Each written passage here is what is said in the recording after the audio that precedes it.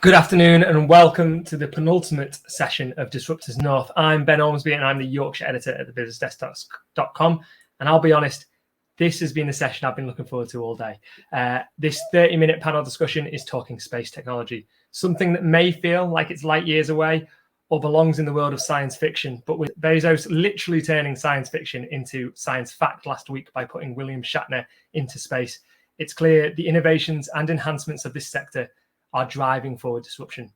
I'm pleased that I'll be joined by a panel of experts who know far more about this than I do, and who will share how space is not just about what's, well, put up there, but also has massive impacts on the businesses back here on Earth. So without further ado, I will bring on my guests and ask them to briefly introduce themselves.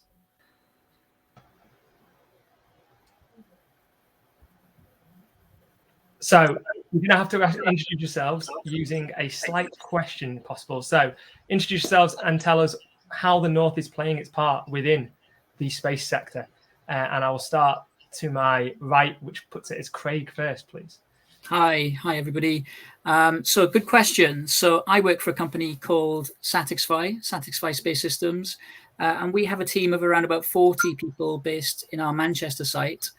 So we are a northern space company, and we develop new satellite payloads that will go into space and help companies like OneWeb and others deliver satellite communication services to people on the ground. And that our company is growing really quickly. So I would like to say that SatixFy is contributing to the space sector in the North. Perfect. Same question to you, Joel. Hi, I'm Joel. I'm the Regional Innovation and Design Lead at the Satellite Applications Catapult. We're a partly government-funded, not-for-profit technology and innovation company trying to grow the UK space sector. And within that, we work with the UK Space Agency to grow the space in all parts of the UK. And the North is really, there's so many strengths that relate to the space sector already. There's a lot of activity in building satellite systems, in manufacturing, as well as capability in robotics, artificial intelligence, photonics, things that will be moving into the space sector. And more recently, a whole load of leadership from the Northeast Space Hub, from the Northwest Space Hub Yorkshire, all these emerging kind of leadership bodies that are coordinating this activity and promoting it as a really fast growing and high impact sector. That was almost the perfect tee up, I think, for you there, Mandy. So Mandy, same question to you. Thanks, Ben. I'm Mandy Ridyard. I'm the financial director of Produmax. We're an aerospace engineering company based outside of Bradford, and we do a little bit of work within the space sector. But I'm also chair of Space Hub Yorkshire. So Space Hub Yorkshire was sponsored by the government last November to look at promoting space within Yorkshire. And when we started that work, we didn't think we'd have a space. We thought we might have a space sector, but nobody was shouting about it. When we actually did the study, we found 358 businesses already working or with a known interest in space within Yorkshire itself, as well as our 12 fantastic universities who all have fingers in lots of different pies within space technology. So I think there's lots going on in the North. We just don't necessarily, we're too modest up here. We don't necessarily shout about it. And lastly, Alan, same question to you.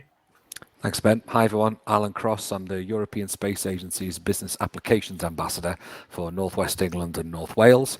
I'm hosted in the region by the Science and Technology Facilities Council at Daresbury, and much like Mandy, I'm a co-lead on the development of the Northwest Space Cluster. Again, this is about figuring out what the Northwest is doing, what specialities and skills it's got that will allow us to make the most out of the space industry. And fortunately, we work very closely with Mandy at Space Hub Yorkshire and with the Northeast Centre of Excellence, so that we provide, certainly when we're talking to international investors, we actually come at it as a single entity rather than it's sub-regional. The North's got a lot going on. For me, I think moving forward, looking at cybersecurity, we've got a couple of thousand satellites up there at the minute. As it goes to tens of thousands of satellites and beyond, they're acting as mesh networks, some are edge computing on board. Suddenly, that big data and the cybersecurity will really come into its own, and the North has significant opportunities in that respect. Perfect. So, right, we've got to address the elephant in the room. Mandy, you've mentioned there were literally hundreds of businesses in Yorkshire who had their fingers in some space pies, but might not have been necessarily doing things. Craig, you've sort of touched on the work that you're doing in the Northwest, and Alan, you've sort of said again, similarly, you're trying to figure out what was going on. Why hasn't the North maybe traditionally been engaging in that space sector? What is the problem? Is it just a purely branding and marketing issue there, Mandy? I don't think it's necessarily just that, although I think there is some of that. So within the whole of the North, we have three strands that stand out. So our digital strand around Earth obs and space data, one around connectivity, especially SatComs, and the third one around manufacturing. We have some great manufacturing companies in the North. So connecting those companies to opportunity is one thing that we need to do better. I think encouraging SMEs to use space technology. It's not all about working in the space sector. It's about using space technology within our own businesses to increase our productivity. I think that's really important to the North as well. So it's trying to make sure we make the right connections between academia, between opportunity, between the government agencies that provide opportunity and funding within this and the businesses. And also we start to talk to those businesses who can make more of what they already have by using some sexy digital space technology. I agree with that, Mandy. I agree. Looking at it from a slightly different perspective, the work that we do at ESA Business Applications, I don't talk to any space companies, and nor should I. It's about the companies who don't consider themselves space, and we can think of things like Uber and things like Tinder because they use, we mentioned that because they use positioning data. A company I helped in Lancashire are a sports event photography company. They take photographs of people running marathons, but they were using edge computing to try and speed things up. It takes 2 days on average to get these photos online. We help them use satellite communications, and now they're one of the only companies in the world who can do it in 2 minutes. So they've completely disrupted their industry globally. So it's about how do we get out to the businesses who are insurance companies, who are doing utilities companies in all these different sectors, and help those sectors to understand the application of positioning data, earth obs, and communications in their activities. Do you mind if I kind of add to that as well? So I think the number that you mentioned, Mandy, of in excess of 300 just in Yorkshire is a really interesting one, because if you look at the kind of the official numbers for where the space sector is spread out across the UK, Yorkshire only has around about 63 companies identified as playing within the space sector. So clearly there is a thing around self-identification and holding your hand up and saying, yes, we're a space company. But even if you look at the kind of official numbers, the kind of northwest Yorkshire only has around about 11% of the space activity in the UK, and you compare that with the southeastern London, which sits at around 40%. So clearly there is this kind of disparity of kind of where the weight of I guess industry is in the country. But that isn't about the North not being able to capitalize on the space sector. It's just a matter of history, in a sense. So if you look at the way space has historically been done, not just in the UK, but across the world, it's been large companies, it's been prime contractors, and very few smaller companies have entered into this market as a rule, because the barriers to entry have been really large. That is now changing. So if you look at what's happening within the space sector over the last sort of, 10 years, should we say, kind of space is becoming much more open as a playing field for new players, new companies. The cost of access to space has come down enormously.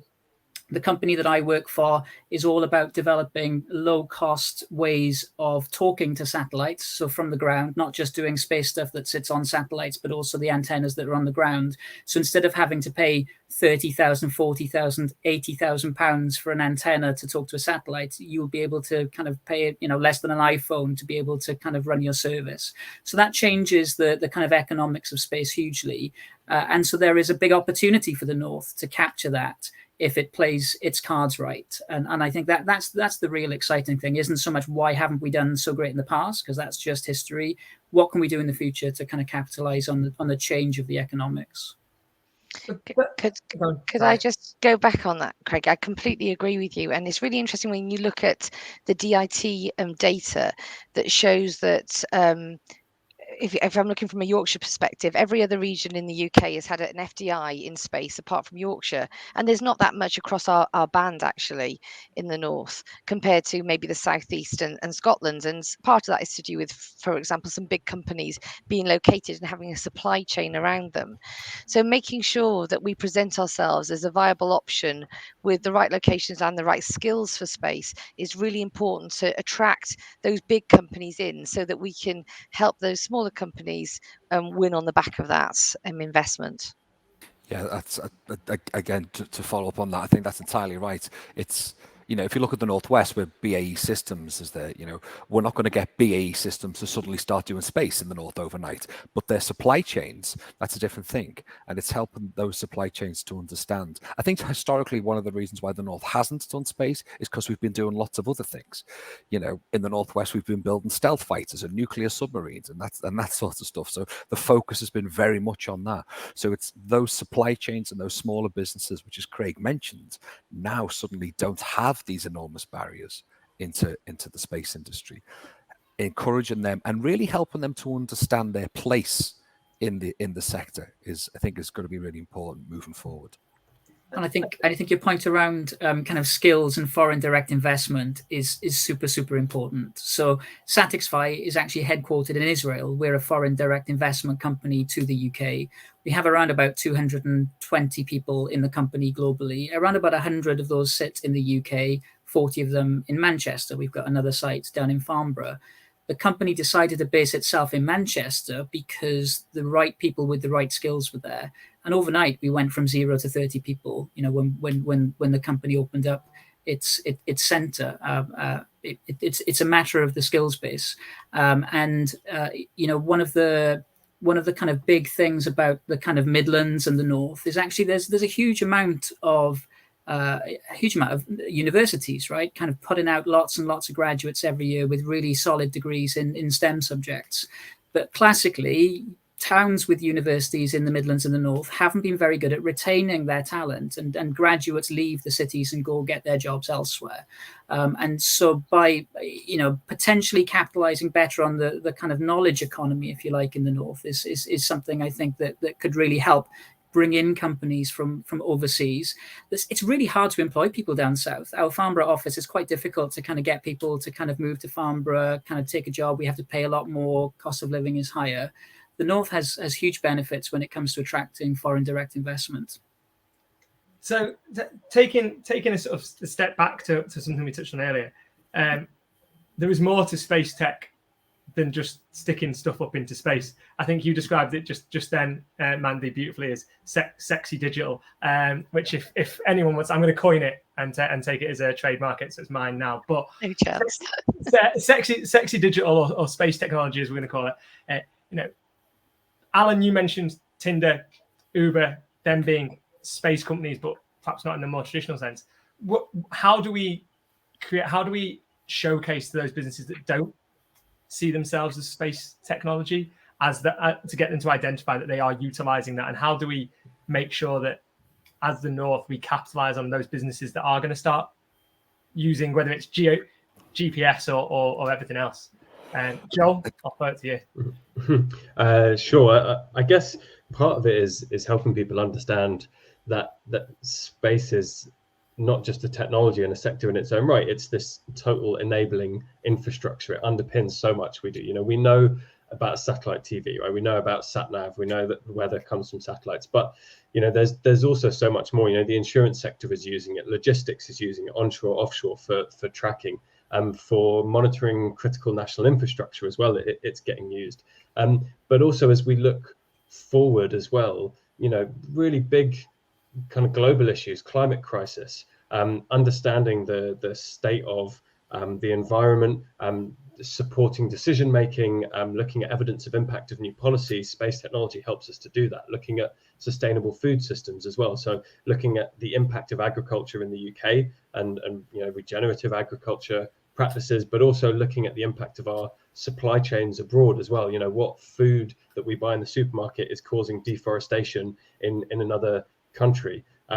Moving towards autonomy and connectivity as well. We're people talk about driverless cars as well, and and autonomous shipping vessels. All of those things need that continuous connectivity to function. You don't want your autonomous vehicle to go into an area with no signal and all of a sudden like veer into a farm. And sustainable energy as well, looking at offshore wind platforms. How do you start to monitor wind conditions in the sea, plan out these huge bits of infrastructure far away from land? Satellite technology is enabling all of these things, and so there's so many opportunities to use this technology for driving sectors that wouldn't consider themselves at all to be satellite based, but can leverage the fact that you can capture all this information about the Earth. You can send information from anywhere to anywhere, and you can know where you are or other assets are as well. I think the challenge I found, because this is my job, in the last 4 years, my job is to go around and speak to these companies and help them understand that. I think the big challenge we face is one of language. The moment I say space, the people I need to speak to stop listening, and the people who think they've invented anti-gravity want to talk to me, which isn't the way it needs to be. So we have to speak the language of the sectors who we need to engage. There's no point me going in talking about space data. What I need to talk about is ubiquitous connectivity. Using phrases like EO, Earth observation, isn't particularly useful, but if I can talk to people about having near real-time intelligence on their assets, then they're interested.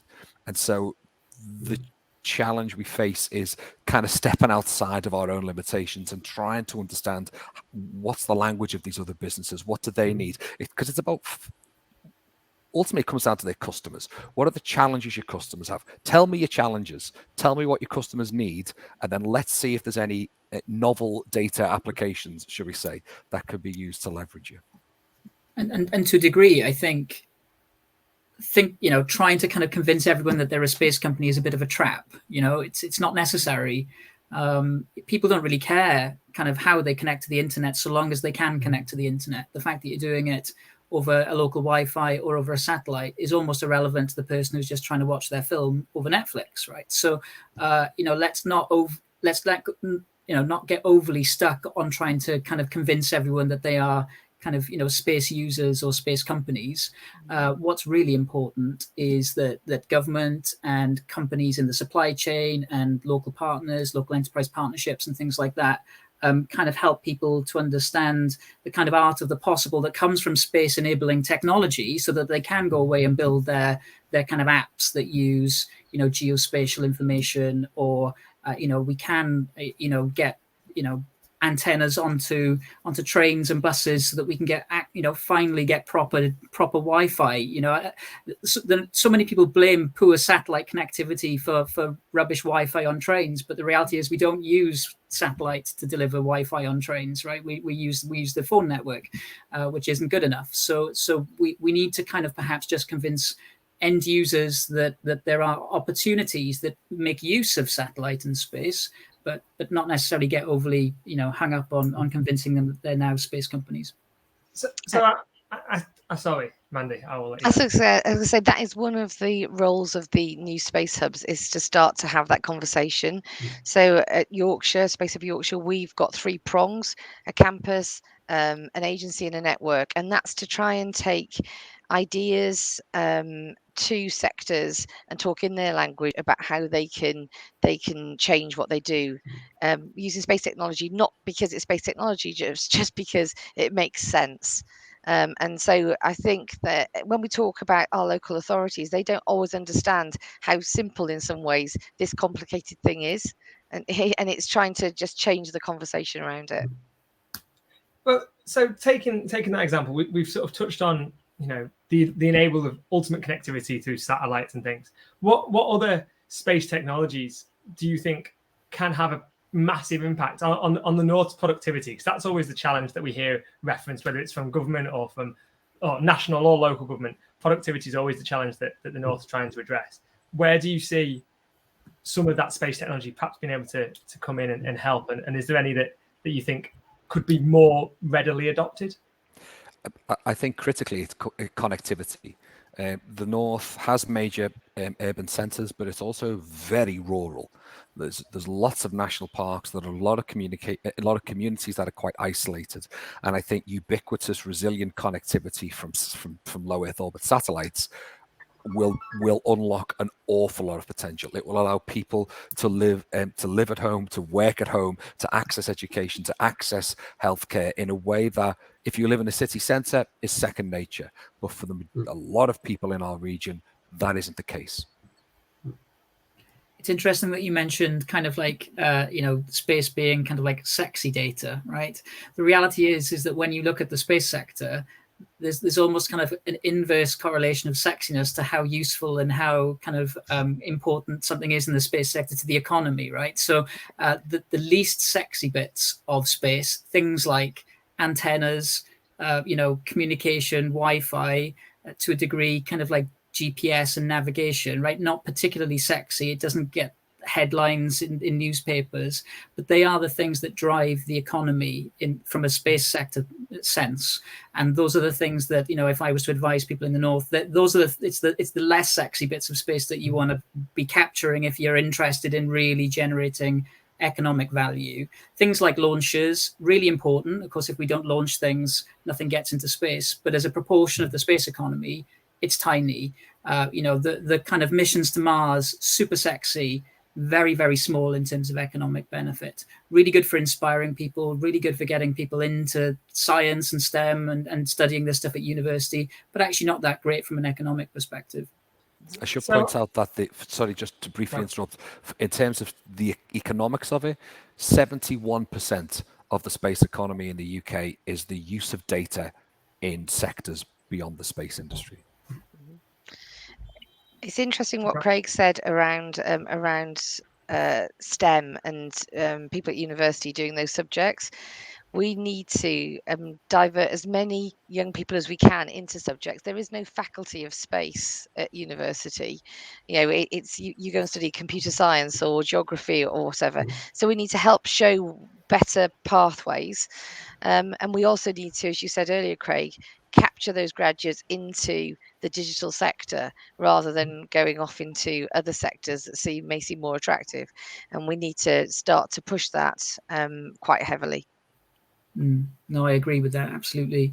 I think the other thing that we need to do is to start kind of letting kind of students and graduates know that they can start their own business.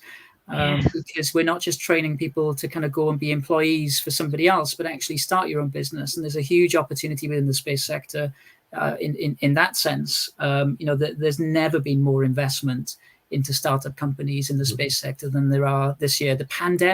Despite the pandemic, enormous amount of money, record-breaking money invested into new businesses in the space sector. And I agree with you on that. And we need to increase the number of graduates going into SMEs, because getting lots of bright young things into companies will help to accelerate that digital adoption. There's a great program in Sheffield run by Sheffield Hallam and the University of Sheffield called RISE, which does that exactly by linking up SMEs with students to try and start to get more SMEs to recruit graduates. So it's clear that actually space technologies is fueling the economy in the North and disruption at all levels, whether it's at SMEs or big businesses. But what's next? What should people be? You've touched on the data angle, and that always fascinates me, because big data seems to be the thing that everyone says is going to revolutionize every business ever. But what's next for space technologies? Is it just more connectivity, faster connectivity? Is it what are each of your ambitions for the sector and the North's role within that sector moving forward? Starting with Mandy. Come back to me, Ben. I'm just thinking about it. Yeah. Right. Craig. Yeah. Okay. Interesting question. So, the company I work for, it's a comms company. That is our business. It is by far the biggest bit of satellite applications and where the money is, and that's why we do what we do. It's, so not only is it kind of lucrative from a business perspective, but it's also super important from a societal perspective. Can you imagine what lockdown would have been like if we didn't have the internet? We'd have all gone stir crazy. What we're talking about doing is bringing that level of internet, that kind of fiber-like connectivity into houses where fiber doesn't exist. And that I think is going to be really game-changing from a societal perspective, as well as from an economic perspective.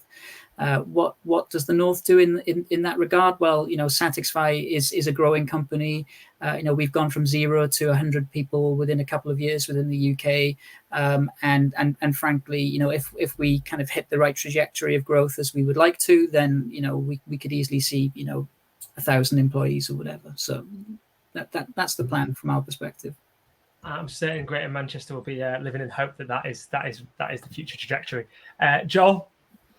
I think there's a whole number of things. I mean, look, the National Space Strategy has just been released by the government, and there's a whole load of points there that are pointing towards where there's going to be more investment, there's more opportunity, and that's things like tackling climate change. It's making secure space services more resilient, communication services. It's building world-class space clusters, which we're seeing happening around the North. It's UK defence portfolio. It's transforming transport systems as well, so looking at this kind of autonomy piece and connectivity, Earth observation, the use of data and AI. So there's all of these things that are happening, and there's also frontiers happening kind of beyond Earth in space, some really interesting technology like satellite maintenance and kind of manufacturing in space, debris removal and collection.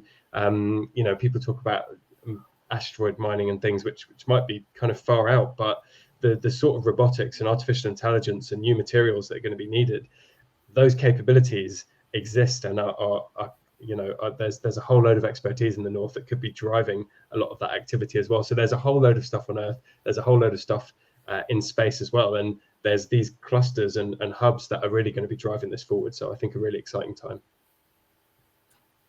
Mandy, you ready yet?